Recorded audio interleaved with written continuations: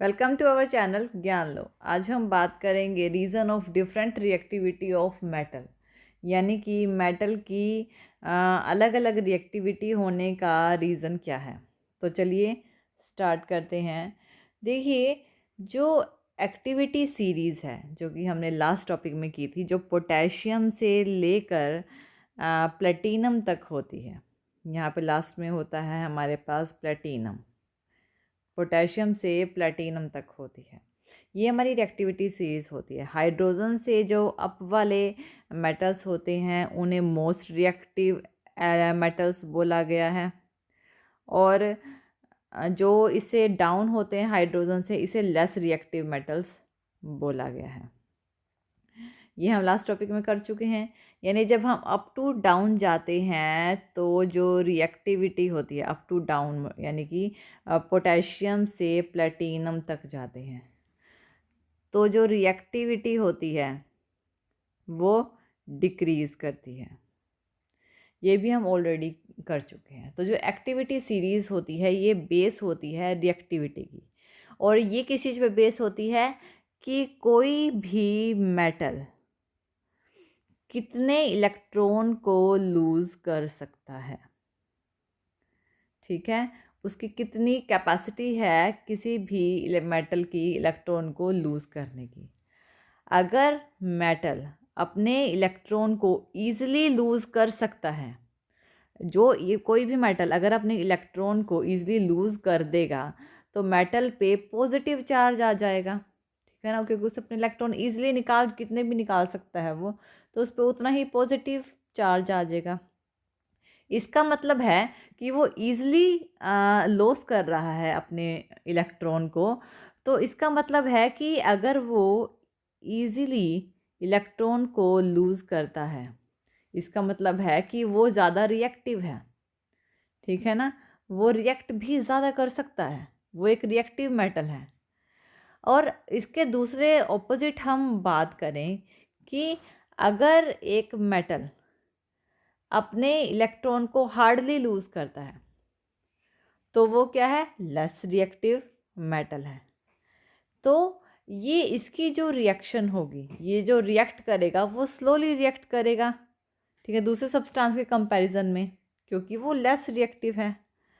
तो जो alkali metal होते हैं, एल्कली मेटल कौन से होते हैं, अगर हम बात करें एल्कली मेटल्स की, एल्कली मेटल्स जैसे कि सोडियम और पोटेशियम, एल्कली मेटल्स सोडियम और पोटेशियम, ये अपने इलेक्ट्रॉन को बहुत ज़्यादा इजीली लूज़ कर सकते हैं, तभी ये सबसे ज़्यादा रिएक्टिव है। ये जो होते हैं ना, ये मोस्ट रिएक्टिव होते हैं, और इन्हें एक्टिविटी सीरीज़ में सबसे ऊपर रखा गया है।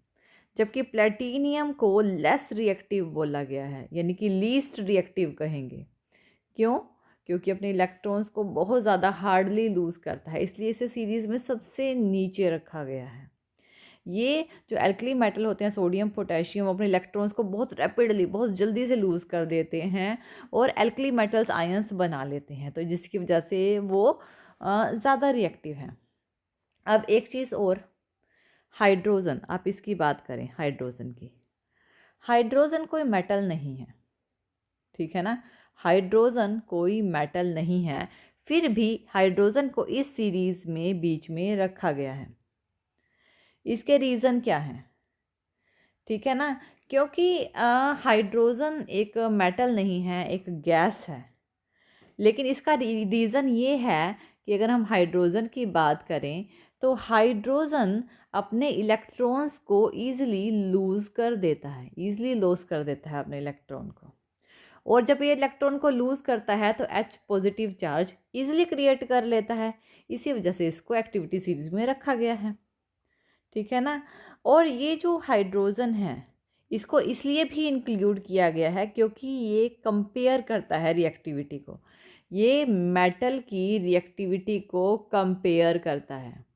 मीन्स टू से कंपेयर करता है मतलब कि हाइड्रोजन से ऊपर वाले जो सारे मेटल है, पोटेशियम से लेड तक, ये मोस्ट रिएक्टिव मेटल्स बोला गया है, और हाइड्रोजन नीचे कॉपर से लेकर प्लेटिनम तक, इसे लेस रिएक्टिव मेटल्स बोला गया है।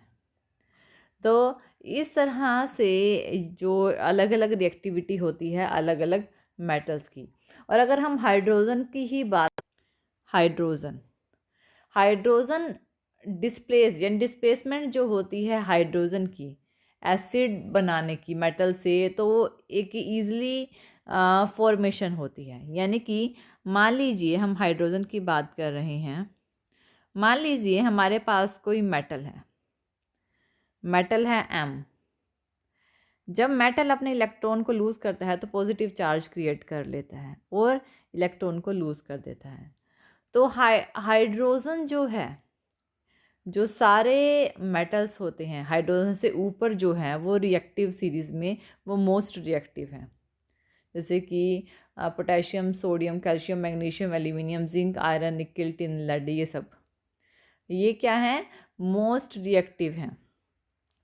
और इनमें और ऊपर के जितने भी मेटल है उसमें ग्रेट टेंडेंसी है इलेक्ट्रॉन को लूज़ करने की हाइड्रोजन से अबव। और H पॉजिटिव आयंस जो होते हैं जो किसी एसिड में होते हैं, HCl में और H2SO4 में H पॉजिटिव आयंस होते हैं, वो उन इलेक्ट्रॉन को एक्सेप्ट कर लेते हैं। ठीक है ना। जैसे कि अगर हम HCl की बात करें, HCl जब डिकम्पोज होता है, टूटता है, तो H पॉजिटिव और Cl नेगेटिव में टूटता है। तो कोई मेटल अगर एक इलेक्ट्रॉन को लूज़ कर रहा है तो ये जो हाइड्रोजन है इस इलेक्ट्रॉन को ले लेता है। तो जो H पॉजिटिव होता है ना एक्वस सॉल्यूशन में, वो इस इलेक्ट्रॉन को, जो एसिड में से निकला है, ये क्या निकला है, किसी एसिड में से निकला है, ये इस इलेक्ट्रॉन को लेकर हाइड्रोजन बना लेगा। और ये जो हाइड्रोजन बना है, ये हाइड्रोजन दूसरे हाइड्रोजन के साथ मिलके H2 गैस प्रोड्यूस करता है। तो इस तरह से इनकी फॉर्मेशन होती है। तो ये जो हाइड्रोजन से नीचे वाले जो एलिमेंट है जो कि दिए गए हैं, ये वाले एलिमेंट हाइड्रोजन से नीचे वाले एलिमेंट कॉपर से लेकर प्लेटिनम तक, ये लेस रिएक्टिव होते हैं। ठीक है, ये क्या होते हैं, लेस रिएक्टिव होते हैं। जैसे कि कॉपर, सिल्वर, गोल्ड, ये हाइड्रोजन गैस लिबरेट नहीं कर सकते।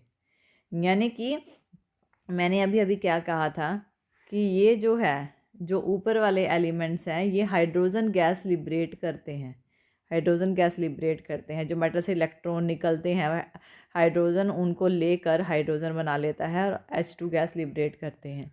लेकिन अगर हम बात करें लेस रिएक्टिव मेटल की, तो HCl या फिर H2SO4 कोई भी जो एसिड है, इनसे जो H पॉजिटिव आयंस बनते हैं, ठीक है ना, वो सिल्वर, गोल्ड, कॉपर से इलेक्ट्रॉन लेकर हाइड्रोजन गैस लिबरेट नहीं कर सकते, क्योंकि ये लेस रिएक्टिव होते हैं। इसमें बहुत लेसर टेंडेंसी होती है इलेक्ट्रॉन को लूज़ करने की, इसलिए ये क्या हाइड्रोजन गैस फॉर्मेशन नहीं करते।